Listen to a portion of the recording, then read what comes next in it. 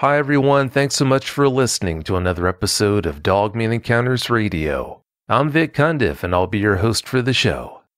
Before we bring on tonight's guest, if you've had a Dogman encounter and would like to speak with me about it, whether in private or on the show, please go to dogmanencounters.com and submit a report. I'd love to hear from you. If you've had a Sasquatch sighting and would like to be a guest on Bigfoot Eyewitness Radio, please go to bigfooteyewitness.com and submit a report. All right, let's bring on tonight's guest.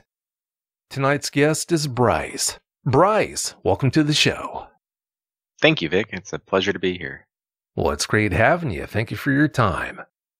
Bryce, please give us a brief bio on yourself. Well, of course, my name is Bryce. I am a 25-year-old man. I've moved between 3 different states, and I've had Dogman encounters in 2 of them. I'm an aspiring artist. I do various different, I try to do different works, but it's never really quite panned out the way I planned for it. I'm currently a sales associate, and I'm your typical guy, I guess. And there's not much to say after that, you know. Wow, Bryce, you've lived in 3 states and had Dogman encounters in 2 of them. That's a pretty rough track record. Yeah, I would say that at least the second state wasn't as bad as the other one. The other one had 2 all to itself, which was quite interesting. Living in Oregon and having one, I don't typically hear very many encounters come from, at least there, I guess. I would expect it more down where I'm at now, considering I'm living in Texas. So the fact that nothing's happened yet, and I've been here for going on 2 years, I'm feeling pretty good about my new home. A lot of listeners in Oregon don't think dogmen are there, but yeah, unfortunately they are. Oh, are you guys about to have a treat? Yeah, no doubt.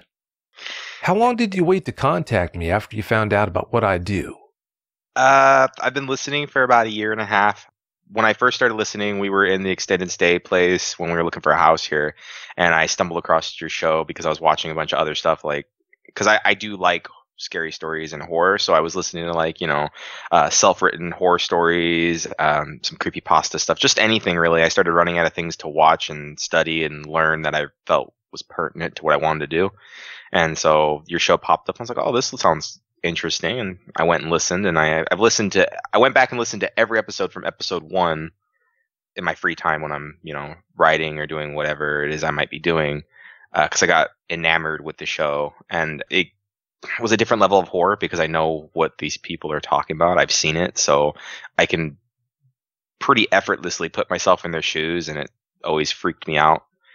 But I'm a little bit of an adrenaline junkie now in my young adult life, so I mean, while it scared me, I was intrigued and actually curious other people were seeing what I saw, and I thought I was just a crazy loon who just kind of saw some dog in the wrong way and thought it was a man when it wasn't a man, but it's just a dog. Well, now I know that's not the case. It was one of my friends who told me to contact you because I talked to them about the show, and I was like, I feel like I could do some good, maybe shed some light, make some people feel more comfortable, because it took me a long time to build up the courage to do it. So, it's been a while. Yeah, it's a totally different ball of wax when you know that the Dogman horror show is true to life, that it's all real. So, no, I get it. How did our first conversation vary from how you expected it to be? It wasn't as...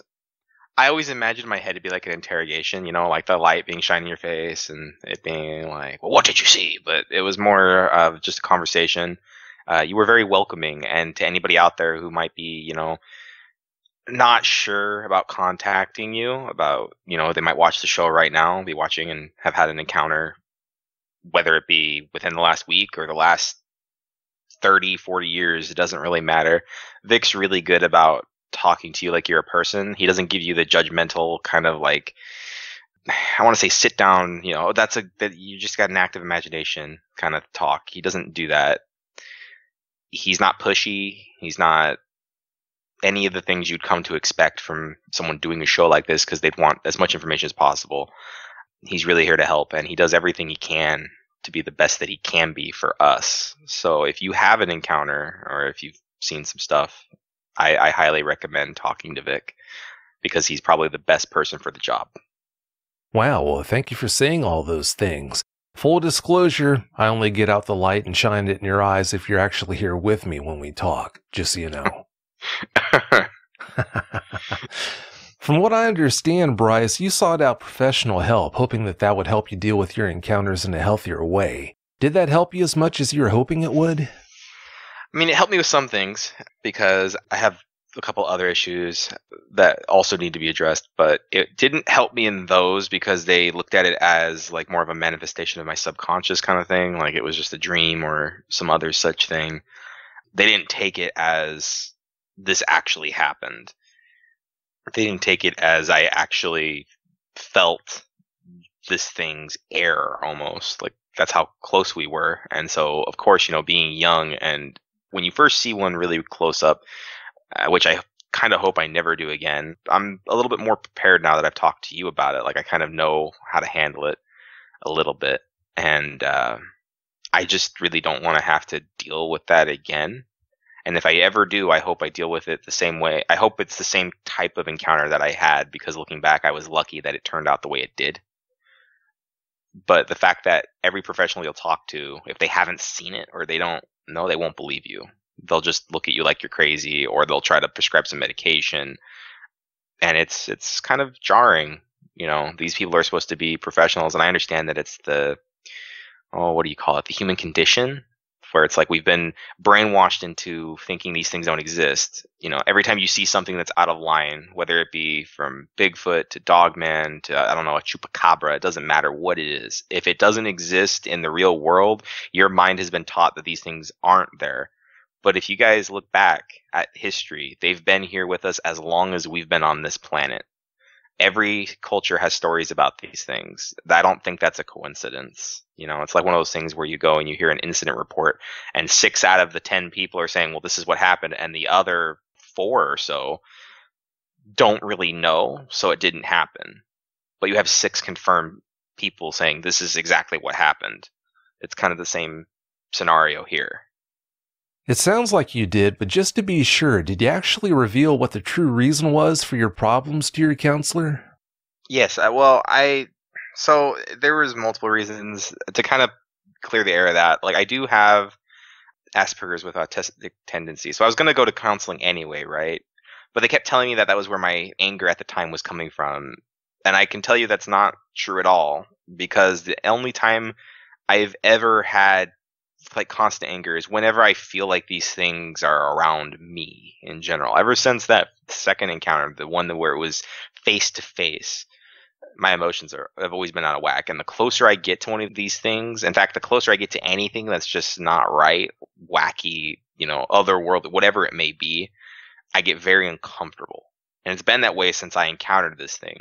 It's almost like I don't know how to say it. It feels like I'm more tuned into everything around me. I'm far more aware because I'm always looking over my shoulder, because during those years prior, preceding the event, I was always looking over my shoulder thinking, okay, well, if I feel it, then it's there. And so if it's there, then it means it's following me, which means that I'm on the menu, so to speak. So I kind of became way more enamored with the paranormal.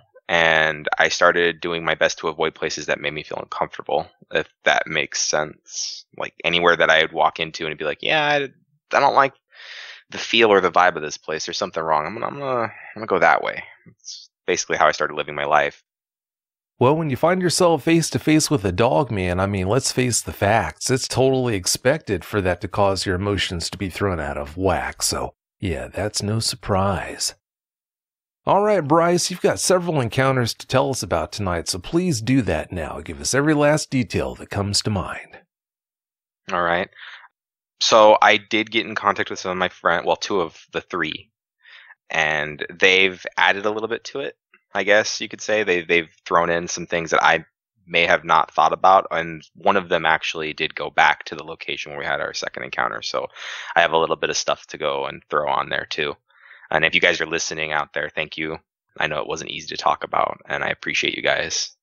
So the first encounter that I had was kind of more tame, I guess. We were in, I want to say 4th grade. We were going out because at the time my teacher really was enamored with Native American folklore, and there was a Native American reserve. And so we went out there. I don't know exactly where we were because I was really young. All I know is that the bus ride felt like it took forever, and we were in very dense forest, and there were very strict rules in place as to where we could and couldn't go. Like, for example, the little lunch area, which is where we had where I had my encounter. Um, it wasn't small, but it wasn't large. For the amount of people we had, it was pretty packed. There was a little clearing in the kind of dense foliage. And it was this little grassy area. It was just up the hill from the little building where we had been listening to them tell us about their mythology, their stories, showing us their masks and costumes, which were really cool. And there are these little, I don't know, you guys, everybody's been to a park and they've seen these grills. They're just kind of hardwired into the ground, so to speak. They're just little spicks where you just light a fire underneath, typically used for, I don't know, charcoal or some other form of fuel. They're not typically used for gas or anything like that. These ones were really old, very rusted and tore up. And my friends and I decided to sit away from the group because we never really liked we weren't really big on being in the middle of the crowd, so to speak. And so, between that and finding a bunch of sticks and wanting to play swords and stuff, which we got in trouble for later, we were eating lunch and we noticed that there were bones around one of the grills. And typically I wouldn't pay much mind to it because, barbecues, they happen. Someone's, eating some chicken or something, throws their bones aside. They don't really throw them away or anything. I can't tell you how many times I've seen that. But there was something very odd about this because the way the bones were set up was it was almost like someone had set them up specifically to look out of place. The skull was was way too big to be like a chicken or something. The fact that there was a skull was unnerving enough, but the fact that it was large enough to where it took both my hands, and yes, I did touch it. I was a stupid little kid. It took both my hands to pick it up. I'm not sure what animal it was because it was so chewed up and kind of messed up. So it was kind of hard for me to tell. I would assume that either it was a large cat or perhaps even a bear. I'm not sure, but it was big. It was a pretty decent sized skull. And the bones were miscellaneously there, sort of. I guess they were stacked underneath in adjacent ways. It looked like a very crude version of building a burial or something like that. I'm not sure. But my friends and I were messing with it. We flipped over the skull. We were trying to look at it. We were all taking our guesses as to what it was. And I just felt very uncomfortable. The air felt wrong. It was like the world stood still. And it was like when you're sitting there and somebody's watching you. And you get that weird feeling up the back of your neck and all your hairs stand up. It was a lot like that. So me being me, I decided to look around. I was expecting to turn around and see our teacher standing there. Or worse, one of the parents that came along standing there with their hands on their hips getting ready to scold us. No such thing was there. Everybody was still kind of eating their lunch and talking and having a good time because we had an hour break. And then I turn and look up the hill because there's this slight incline. It's not huge, but it's big enough to where it does kind of cast a shadow, I would say, on where we were. And the foliage is pretty thick. And just up the hill, I saw a figure standing there. At first, I thought it was a guy. And then it, I guess, shifted its weight, or it kind of, because it was leaning around the tree. And I knew it was too tall to be a guy unless this guy had crazy genetic giganticism or something. This guy was huge. This thing was huge, and it was very bulky, this one. You could just tell by how wide its shoulders were and how thick its arms were from where it was standing. It was very imposing, but it wasn't threatening, if that makes sense. It was just as if it was looking, watching. It was very keen. And the only thing I really remember that was its distinguishing quality is it had very, very, its eyes were bright, but not luminous. They were the one thing that stood out in kind of the backdrop and the shadows and everything else. And they were a kind of yellow, I want to say a yellow, lemon color, sort of. I thought at first it was a guy with a mask again, because they had wolf masks in there. So the fact that it had ears, I was like, okay, it's probably one of them trying to sneak up and scare us, because I always assume people try doing that because that's stuff that I typically did as a kid. And its ears moved, and then I knew it just wasn't right. because its ears flicked, and it was far enough away where I couldn't get definition, but I could just see its ears because the way it was standing, where they were just popping over its head. I couldn't really tell if it had a haunch, but it kind of looked like it did. It was crouched, so it looked like it was kind of just almost as if we had woke it up, or it was just kind of passing through, and I guess it knew where we were and what we were messing with, and it was watching us mess with it. I couldn't tell if it was angry or not. I just knew that it wasn't leaving. So I reached out to touch my friend's shoulder and be like, "Hey, you see that?" And as I reached out, its ears went back, just very slowly. The closer my hand got to his shoulder, the further its ears went back. And I eventually did touch him, and I turned to look at him. I was like, "Hey, there's something up the hill. You see that?" And when I turned to look back, it was gone. Like it just, I assume it slunked around the tree and was trying to sneak away. I don't know. It just wasn't there. And then I didn't see it again until we were leaving. We left we put the bones back just because two of us were really superstitious, and I, after seeing that, was like, I'm not, whatever this is, apparently it's important. I don't want to mess with that. And as we were driving back down the path on the bus, my teacher had brought their dog.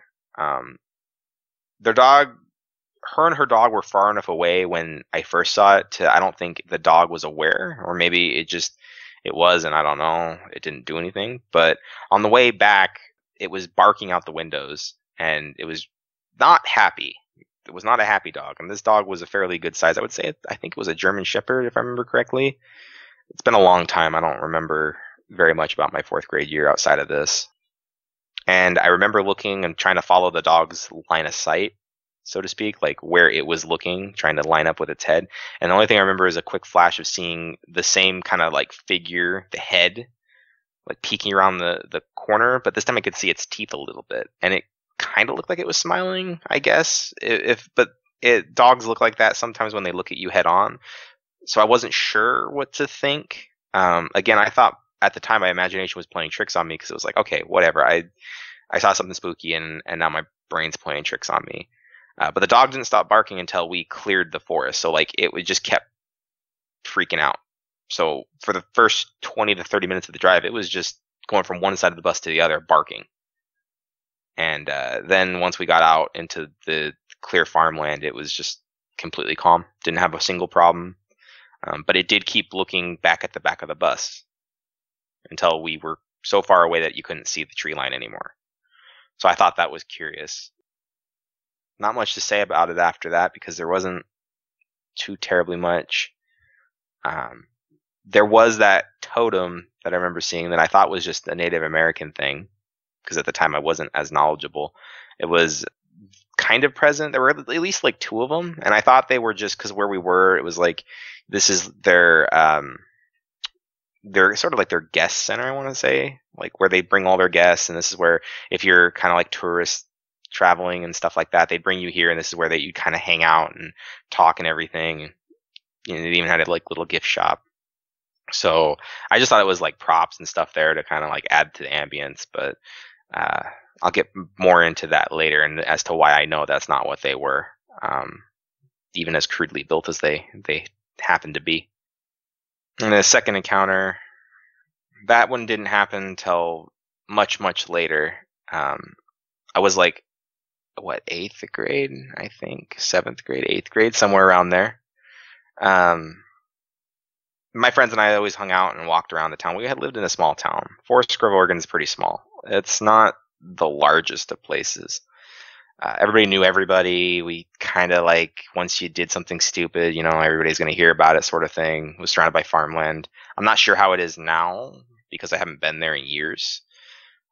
But I do know that at the time, we didn't have the largest area of houses, and where I live specifically, like I'm down the street from the high school, so to speak, and then you just keep going down a little bit, and then you're out into like farmland and tree lines and forests and all that, and then there's like little swamp, I want to say swamp, but like little pond reserves for animal and wildlife, and they're all over the place. There's just so much kind of integration with wildlife and people that it's a very interesting area.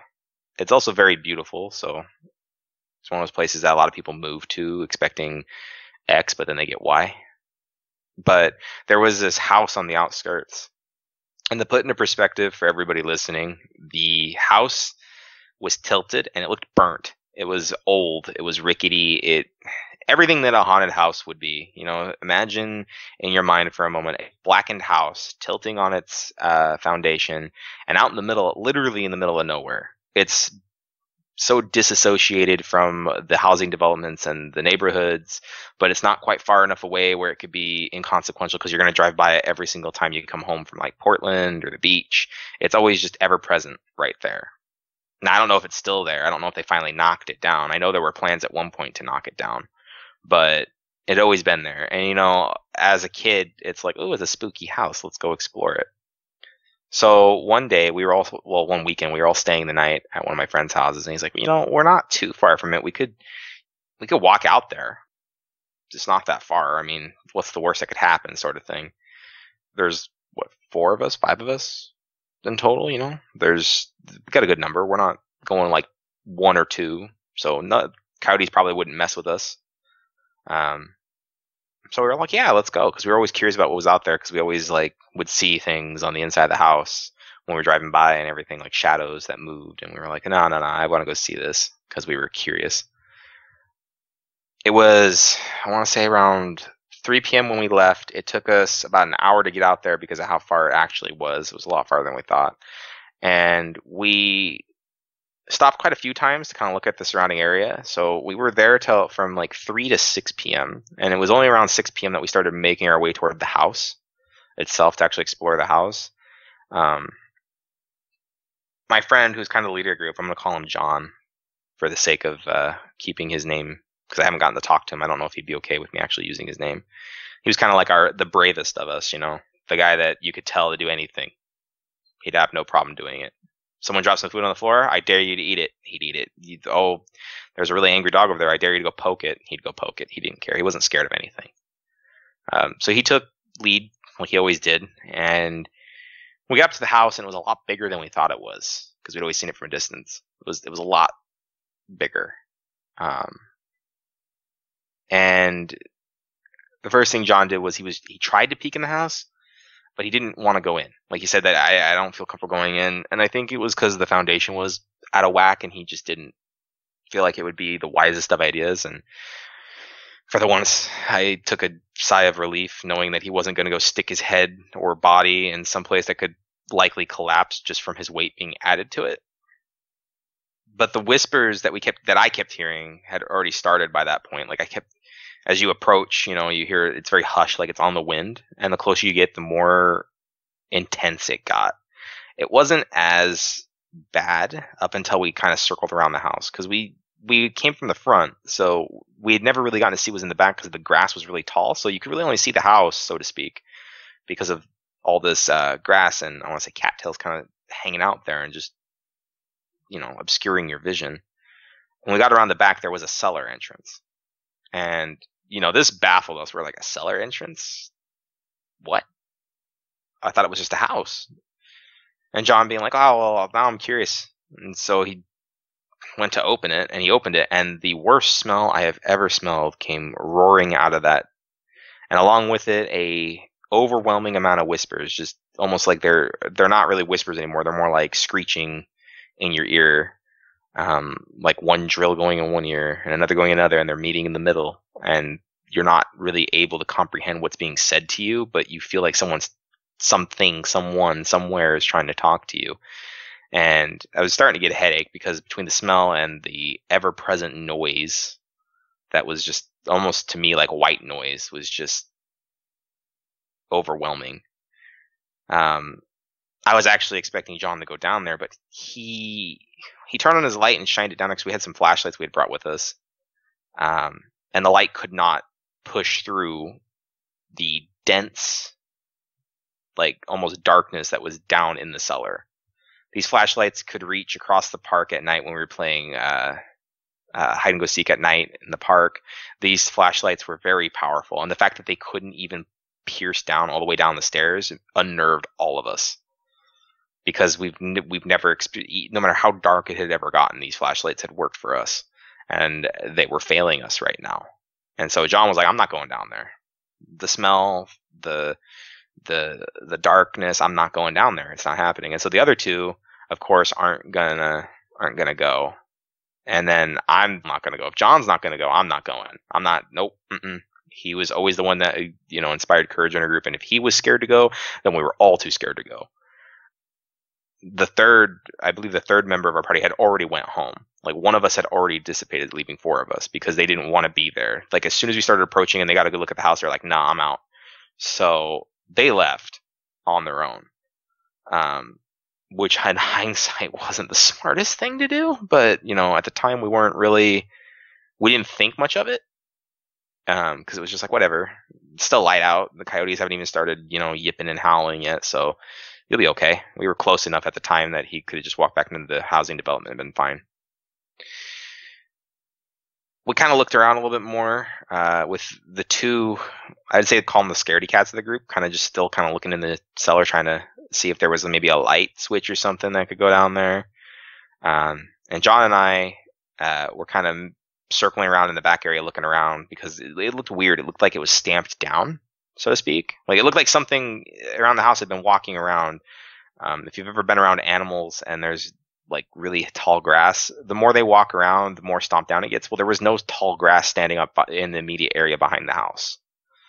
Heck, around the house in general, it looked like, things had been kind of just moving through here and keeping it from growing too tall, or maybe they just stamp it down so that way they had better vision. I don't know. And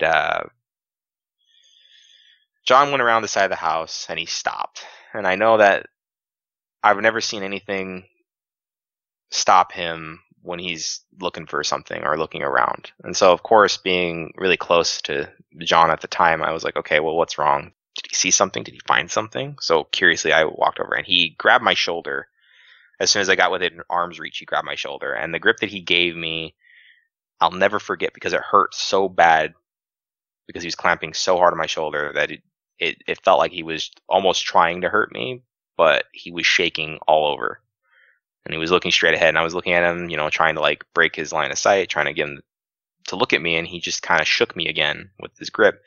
And so, of course, I looked where he was looking, and at first, what I saw was, it was like a hunched over mound almost looking thing. Like, it was just this big, it looked like it could be a rock, right? Because of the way it was sitting there at first. And then it started moving, which, any whimsical, like, oh, John's just being John, he's trying to freak me out, dissipated, and I knew I turned pale, because it slowly, very slowly, in fact, like, it was I guess maybe it was trying to have dramatic effect, I'm not sure. But it stood up, well, it sat up, and this thin, almost, I don't want to say it was thin, because it was so defined and it had so much muscle mass, but it was so slender. Creature sat up. At first, we could only see the back of its head and a little bit of a snout as it kind of sniffed around. And very slowly, it turned around to look at us, and it looked like, imagine a very defined woman who like goes to the gym 24/7 with the legs of a dog, crouched down, standing about, I want to say, maybe 7 to 8 feet tall, and then put the head of a wolf or dog on top of it, with a kind of long and, by our standards, thick neck, with long, like a very long mane almost, that kind of came down to like the mid back. It had long ears, longer than I feel like it should have, now that I really think about it. And its chest area and its like abs, like where its torso was, didn't have very much hair. It was almost like I want to say like a gorilla, sort of. It was leathery. But the figure was very feminine. It had kind of like, I don't want to say golden, I don't want to say red, It had like hues of both with a little snippet of like a greenish color, I think, in one eye. The other eye was blind, and it had a kind of like scar going down that side of its face. Now, when people talk about, like, most of the stories I hear when they're this close, like this thing was like maybe 10 to 15 feet from us, maybe at max, maybe closer. I don't know. It was big enough to where I don't think it would have made a difference on how close it was. It's still going to be huge. And it didn't really make any sudden movements. It just kind of sat there. It stared at us almost as confused as we stared at it. It was like it kind of was just as much out of whack as we were. Like, what are these little pink things standing in front of me? I don't understand. But the whispers got unbearable. Like, it was just unbearable. It felt like my head was going to explode, like it was caving in on itself. And then I made the mistake of making eye contact with it. And all I remember is freezing in place. Like, I couldn't move. It felt like I couldn't breathe. It felt like I couldn't even think. Everything, like, my world was becoming a swirling torrent of just nothing. It was like I didn't even exist. And it was like I couldn't talk, I couldn't do anything, and everything was so muffled. And I couldn't look away. And I know for a fact that it was still looking at me. It's like I could feel its eyes, and I was staring at its eyes. So it was like its eyes were looking right into mine, and I felt like it was burrowing in, like, looking through me, sifting through who I was, what I was, where I came from. It was almost like it was reading me like a book. I could feel like it was, messing with me, turning through it was weird. It was very strange. I don't know how to describe it in a better way outside of, it felt like someone was just kind of going through the contents of my brain. And that's where my anger suddenly spurted from. The anger I've carried with me all my life. Yeah, I just remember it like a red hot flash, just unyielding anger to the point where I could feel it burning in my brain from the tips of my toes to the top of my head. I was getting hot. I was just agitated. And I don't want to say it looked like it smirked at me, but I felt like that's what it did. I felt like it was almost amused because I can't say I was scared. I mean, I was, but it wasn't like that was the overlaying emotion that I was feeling at the time. What I was feeling was just anger. Pure, unadulterated anger. I would even say hate. And I don't know where it came from, because before I was always just kind of the goofy dingus who was in, our group of friends. I was always joking and trying to make people laugh, and I was always found a way to be happy. Not after this. John was pulling on my shoulder, and I still couldn't move. It was only when it looked away, because the other two came around the corner, and it kind of shifted its gaze, that I was able to breathe again. And John just started hauling me away, because he was a little bit bigger than me. So he just kind of pulled me back, and he was pulling me around the house. And they were shouting at it, I guess trying to get its attention, even though they were scared out of their mind. They were shouting at it, and then they came around, they were pulling me, and all three of them were pulling me so hard that I couldn't get my feet on the ground, because they were just pulling me and running with me. And I remember looking back, and I didn't see it. From the front of the house, I didn't see it. Off the side where we were, it was just not there anymore. But it wasn't pursuing either. It didn't even seem bothered. It was just like, okay, these things are leaving. And I guess it went about its merry way, but all four of us were messed up from the encounter. I mean, John, shortly after that, stopped talking to the entire group and just kind of went on his own way. He ended up leaving, and I don't know whatever happened to him. I still haven't been able to get in contact with him. Nobody knows where he went out of our friend group. The other two, one actually went back to the site a couple years ago, apparently, according to him, and he found some stuff. He went armed, though, and he went with his two dogs that he has now, because he was going out there, because I guess it was still, according to him, it was still bothered him, Like, I guess I feel a little bit more fortunate, as messed up as that is to say, because apparently, while I only have nightmares on the anniversary of the event, or every June, he is haunted consistently. He still lives there, though, and he says that it just never stops. He just keeps remembering, keeps thinking about it. And so he went out there to kind of get closure, and he went out there and he found all sorts of weird things out there. He even said that he went down in the cellar, like he was bound and determined. He was going out there to kill it, I'm pretty sure, because he's a hunter. Now, at least. So I was pretty sure that that's what he was doing. He has 2 very large dogs. I think he has one that's a husky, which they get pretty large. But the other one is some breed of hunting dog. He told me, I forgot what it was. I'd have to go look. But he went out there and he didn't find it per se. He found tracks. He found really weird things in the cellar. Like he found a doll. He found some bones. One of them looked like an elk. He found pictures, but the pictures looked like they could have been from the house. Like someone could have been storing them down there. It was very clear that something was kind of in there. Someone maybe was in there because there were like blankets, sort of.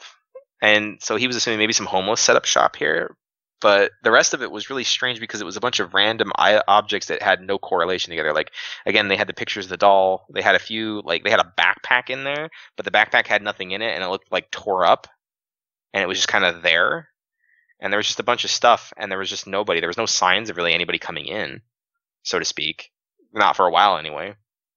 His dogs didn't like it in there, and they didn't really want to go in, but the husky, went in with him. The other one kind of like stayed near the entrance and was just like, I'm not doing this. He went over to where we saw it in the little area, and he was like looking around there. There was nothing there. He even went up into the house, into the second story, and he kind of carefully climbed up to see what was up there. And he found that's where he found some of the, as he calls it, the meat of the matter, because he found claw marks up on the second story in the little window area. It definitely looked like something had been sifting around up there. And so he's not sure what to think about it, but he says he's quite a few times sat out and kind of like staked it out, and nothing's ever come. And so he's not sure if it just moved on, if it died, if it knows he's there and doesn't want to come out. But he feels more confident now, and he feels a little bit better knowing that, at least in his mind, as he puts it, it's scared of me, so therefore I have the power in the situation, which I don't think is the case. I think that either if it's still there, then it's toying with him, probably making him, because that's what it seems like to me. And after talking with you, Vic, it really seems like that's what they like to do. They like to toy with whoever. So when you have an encounter and you get away, it's like, yeah, I got away, but it's only because it wanted me to get away. Because I know for a fact that it could have killed all 4 of us, and it would have had no problem doing it. With as large as it was, with as quick as his attention shifted when the 2 of us came around the corner, and as almost dominant as its shadow was over us, there's nothing we could have done. Even if we were armed, I don't think we would have been able to do anything. All that would have done is probably piss it off. And I told him he's very lucky that if it wasn't there, because I don't think his dogs and a gun would have saved him. I don't think his animals would have stood a chance. And if dogmen are as vindictive as the stories I've heard about them have led me to believe, then it probably would have. Yeah, I don't want to think about that. I ended up moving away, and so I don't really know how things are going. I know that my other friend hasn't ever gone back to the spot, and he purposely avoids it. But he's doing better because he's gotten some help, and he's kind of like put it out of his mind, so he's doing all right. He said that the one thing he noticed, not the one with the gun, but the other one, he said the one thing that he noticed is that it didn't. So initially we all thought it looked like it was starving, and maybe it was just too weak to come after us. But he said, thinking back, it may just be its structure that's very lithe and very sinewy looking, because that's just the way that maybe it looks like. If it's a female, maybe that's just their body structure, because it would be eating very well here. Well, it'd be eating very well. There's deer, there's elk, there's coyotes. There's not a lot of big predators, at least as far as I know. Maybe black bears, maybe, but nothing really that's super imposing that could really challenge it, unless it was maybe another one of its kind, I guess. But there was no evidence that there were more, at least not as far as I'm aware. And I don't think they move in packs. I'm not sure. Like, I don't know their behavior, the way their species works, but it seemed like it was all by itself. So clearly it would be eating well.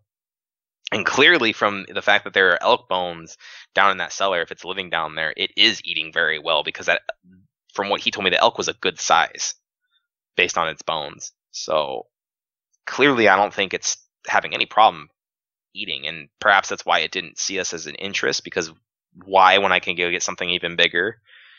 You know, these things aren't going to sustain me, I guess. Maybe too much energy for not enough reward. I'm not sure. But anyway, my family and I moved during my freshman year, and we went to Richland, Washington, which is in the Tri-Cities. It's on the more southern part of Washington State. A lot of farmland, a lot of kind of like deserty looking area, and you would think that I'd be free of it, right? No. Mm-mm. For the first couple of years, I was. My anger had dissipated. I was back to my jovial self. Felt really good. Because for the years prior to, after the incident, I was very, dark. The depression had gotten really bad. And I was having nightmares a lot. I wasn't sleeping as well. I kept having nightmares of it coming after me. One of the nightmares was, I'd be moving through the fields and everything, and I'd come up, and I'd end up coming up on the little ledge, and then I'd look down, and I'd see myself, and then when I'd see myself, my gaze would shift to where I was standing, and then there would just be this giant canine head with fire coming out of its mouth, getting ready to nom all over me, and it made it really hard to keep my life together, so to speak. But when we moved, it was like a breath of fresh air, because it was like, okay, finally, I'm going somewhere where it's not going to follow me. I don't have to worry about it. And this one unnerved me the most, even though I didn't actually see it. This one unnerved me probably more than any of my other experiences, because it was just completely off the wall. So my friends and I made a bunch of friends during my sophomore year in high school. And during the summer of my sophomore year, we decided we were going to go camping out in kind of more country area. I think we were in maybe Yakima, but off to the side, so to speak. So we were in more rural, not rural, but countryside, away from everybody. And we, set up tents. We're going to have a bonfire. We're going to drink and smoke and do everything that, teenagers do. And I remember I had to go to the bathroom, so I kind of went off to the side a little bit and went and found some bushes and, the works. But when I got out there, I felt uneasy again. The same presence that I felt years before was there. And when I came around the bend to go to where we had designated we were going to go use as basically our bathroom spot, I looked off into just a slight little bit of distance, just, I want to say maybe 20, 30 feet in front of me. And there, against a tree, was one of the exact same totems I saw when I was young and up on that field trip in the Native American Reserve area. It was very crude, a bunch of sticks bundled together, and it had a skull on it. Little skull. Not nothing big. It looked like it could be a crow or a bird of some sort. But this totem sent cold blood just shooting through me, because I always, I guess, knew that those were not people, the people there didn't build them, that they were there for other reasons. And it was only then that I felt I'm going to call it she, because I believe it was a female. I felt like she was there. It was almost like she was right behind me. Where I could feel her breath. I could feel the heat from her. It was like she was right there. And whether she was or not, that's what I felt. I felt her right there. And I just started crying. I was a mess, and I had to go back. And I just climbed into the tent, and I curled up, and I wanted to leave. But unfortunately, I wasn't the driver. So my friends tried to calm me down, tried to make me feel better, but nothing worked. I was like, nope, I don't want to be out there. I don't want to, which is irrational because a tent's not going to keep it away from me. But I didn't want to be where it could see me because now I felt like it was out there. I felt like it was out there watching me gleefully. And it was maybe trying to inspire the same amount of anger. I don't know. I don't know why, like, if it is the same one, if it was the same one, because I never saw it, if she was really there, that means she would have followed me from one state to another, which is unnerving that she would, I guess pick me to be her target of abuse. I'm not sure dogmen work that way, or dogwoman, dogmen. I don't know. I don't think they work that way. I think they work on the, okay, I got you. See you later. Bye. Have fun being haunted for the rest of your life kind of thing.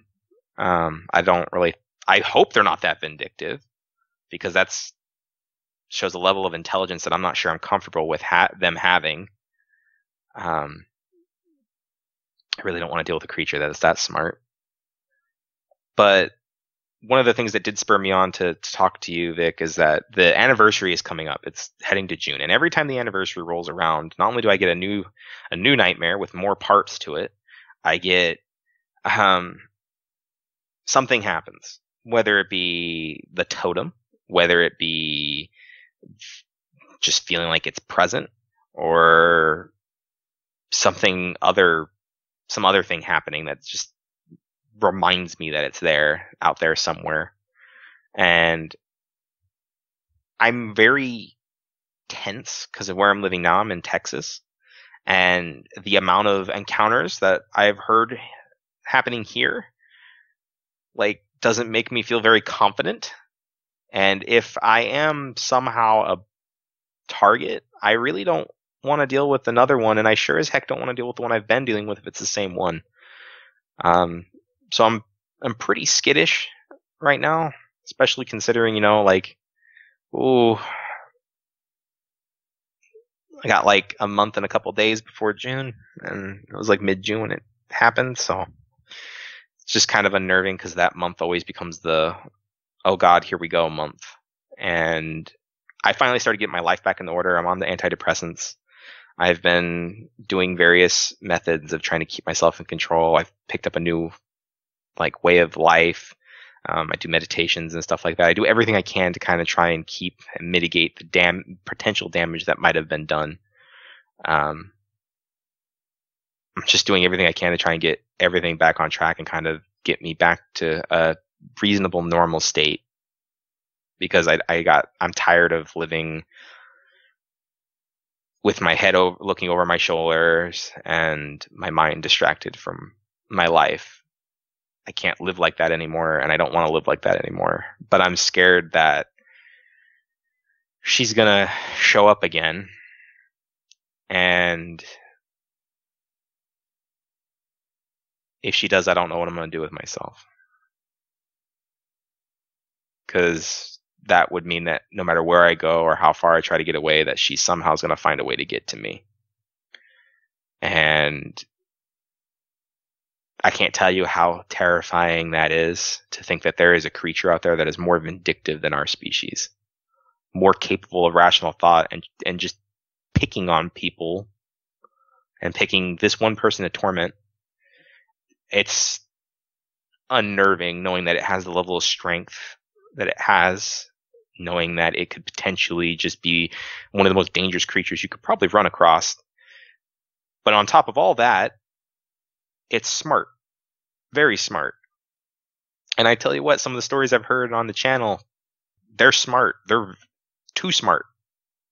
Not normal smart for what they are, It's unnerving. It's very frightening. So I guess that's my story. I don't really have much more to add on to that. Well, that's quite a bit right there. After having those experiences, Bryce, I totally get it. I understand why you'd be upset. But do you remember the 7 magic words I asked you to remember? Yeah. it will not hurt me, or it won't hurt me. Close. But he didn't want to hurt me.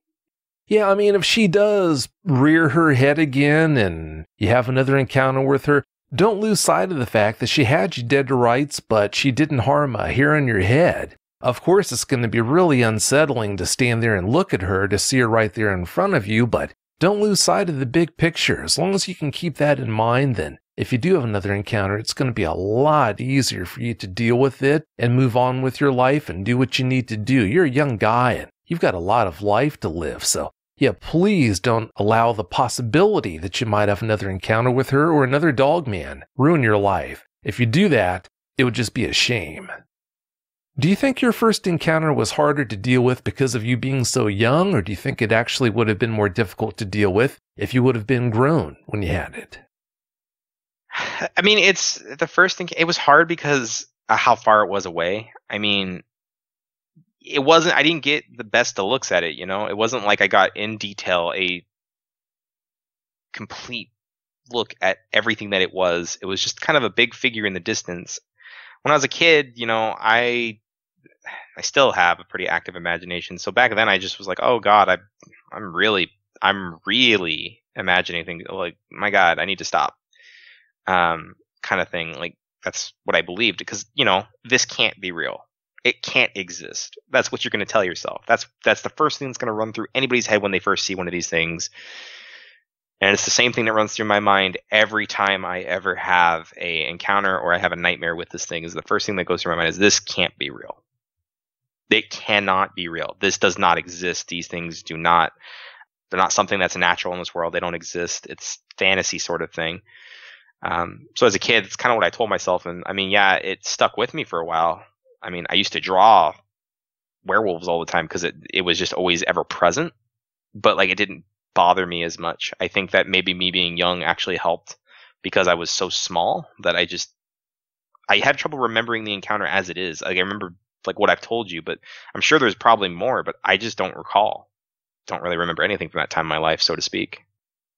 Oh, sure. Well, yeah, you were so young when it happened, and also it was such a traumatic experience that's going to cause you to have trouble recalling a lot of things about it. So, no, that's expected. Would you say that first dogman you saw could have dispatched you without anyone else knowing about it before any of the others arrived on the scene? It could have taken all of us. The whole, like, 3-classroom squad. I have no doubt in my mind, and I don't think it was alone. I honestly don't. Like, now that I'm an adult and I kind of know animal behavior, the way it looked like it was, like, what I remember it acting like was that it was pulling attention. Like, it kind of wanted to be seen. It wanted us to know, but it didn't want all of us to know. It was kind of sizing us up because we had adults and we had animals nearby, that we had things nearby that it wanted to kind of get a feel for. And I'm almost certain that it was preparing to try and wait till one of us was isolated and pick us off. Because if the dog's anything to go by, it followed the bus all the way out of the tree line. If the dog was freaking out, because the dog was freaking out from side to side, it was running to the back of the bus, it was just freaking out. It was upset. It was very upset and agitated. So I have no doubt in my mind, Vic, that if it wanted us, it would have had us. And with its size, because it was bulkier than the second one I saw. So this thing was large. It was big enough to where it looked big from a very far distance off, like a very long way off. I can only imagine how fast and strong this thing would be. The only thing I can imagine giving it a run for its money is maybe a bear, and not any kind of bear, but like a very large, maybe brown bear, because that's the kind of size that this thing had, just standing on its hind legs. It was, or crouched there. It looked like it was a bear kind of standing up on its back legs. It was big, very big. Yeah, they can get to be pretty huge. You said it was remote, but how far would you say that home in your second encounter was from the nearest other home? Walking, probably like 15 to 20 minutes. By car, maybe 5, if that, depending on which way you went. Because you kind of had to go around, because some of the areas had really deep ditches. So like going down in them, especially considering how much it rains, those would like flood and kind of become murky and watery. So you didn't really want to get stuck in there, because that's not really good. So you kind of had to follow the road, and the road was kind of windy to get out there. There was like 4 or 5 turns, and the roads were fairly long. So it was far enough away to where there's no reason why we should have been able to get away. There's no doubt in my mind that if it wanted to get us, it probably would have got us before we even took off, because we took so long to get going. Yeah, sounds like it was really remote. If you and your friends would have gone down into the cellar that day, do you think you would have ever made it out with your lives? I'm not sure. I don't know what was down there. It could have been another one of them. It could have just closed the door behind us. If it's smart enough, it probably would have. I don't know. Again, I never got the vibe specifically that she was going to make a move to harm us. Now, I don't know if she was alone. That's one thing I've always wondered, is was there another one? Because that's something, I guess, that I never thought about until, as I got older, I'm like, oh my God, there could have been another one. But I'm pretty sure if there was one in the cellar, if it wanted us, it would have grabbed us when we opened the door. And I'm pretty sure if she wanted us in the cellar, she would have guided us to the cellar and cornered us. So it's one of those situations where I don't know. I can't give you an honest answer, because I don't know what was beyond there, because it was so dark, and I don't know. Maybe, but I don't. That's hard to say, Vic. I can't tell you that.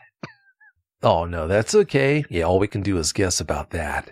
Don't lose sight of the big picture, though, Bryce. If that Dogwoman wanted to kill you, then she would have. She didn't need help from a Dogman down in that cellar to do that. So, yeah, like I said, please don't lose sight of that. But having said that, before we get out of here, Bryce, do you have any closing comments you'd like to share? Yeah. For all of you out there who might be sitting on an encounter and letting it fester, for anybody out there that, especially if you want an encounter, you think you do, but you don't. Trust me, you don't want it. I have friends who actually listen to your show, Vic. I have a few friends who listen to your show. And they're always like, could you imagine how cool it would be? I don't have to imagine how cool it would be. I've been there, and it's not cool. We've fantasized these creatures way too freaking much.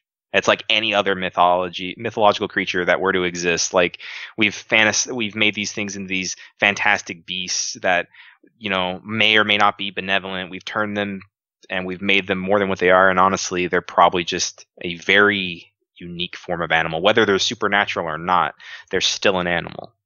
It's no different than a bear. Encountering a bear out in the wild, it could go incredibly wrong. So don't go looking for them. In the case of my friend, stop hunting for them. Because if you come into their territory with ill intent, yeah, their intention might be initially to scare you, but if they feel that you're a threat, they will kill you. I have no doubt in my mind that they will kill you. I have no doubt in my mind that they could have killed me.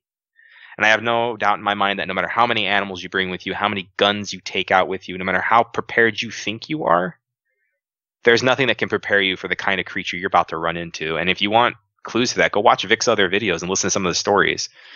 Mine is not the most out there story about how violent they can be. And it isn't, sure as heck, isn't a good representation of the kind of encounter you're going to get. You're not going to always get the, I'm concerned and confused Dogman or Dogwoman. You're going to get the, well, I didn't scare it, so maybe if I hurt it a little bit, maybe I can get the reaction I want. Vic is a good source of information about these things, and I'm pretty sure he understands their behavior far more than anybody else. He's the best person to come to for encounters, and I think that if you are hiding out there and trying to keep yourself together, sharing it will help. I didn't think it would, but Vic helped me, and he can help you. And you can help all of us, because the more encounters we can get and the more we come together, the safer we are. Like I told you about in our first conversation, when you look at the numbers, when you look at this huge number over here of all the Dogman eyewitnesses that I've spoken with about their encounters over the years, and then you look over here on the right side, 4. Been a grand total of 4 credible eyewitnesses over the years who have ever told me about ever being attacked by a Dogman. Again, I totally get it. I understand why you think they pose the danger that you think they pose, but don't lose sight of the fact that the numbers just don't bear that out. I mean, even a rabbit, like I told you in the first conversation, even rabbits from time to time will attack people if you push the wrong buttons. So why would dogmen be any different? But you're not going to help yourself by overestimating the danger they pose. So yeah, please do your best to focus on the things that I asked you to focus on in our first conversation, and I really do think you can beat this. It's going to take time, it's going to take practice and work, but I really do think you can do that. But having said that, I want to thank you so much for coming on and sharing those experiences with us. I really appreciate it. Thank you for having me, Vic, and yeah, I'll be in touch. You know you're welcome. I wouldn't have it any other way. Thanks again so much. Have a great night.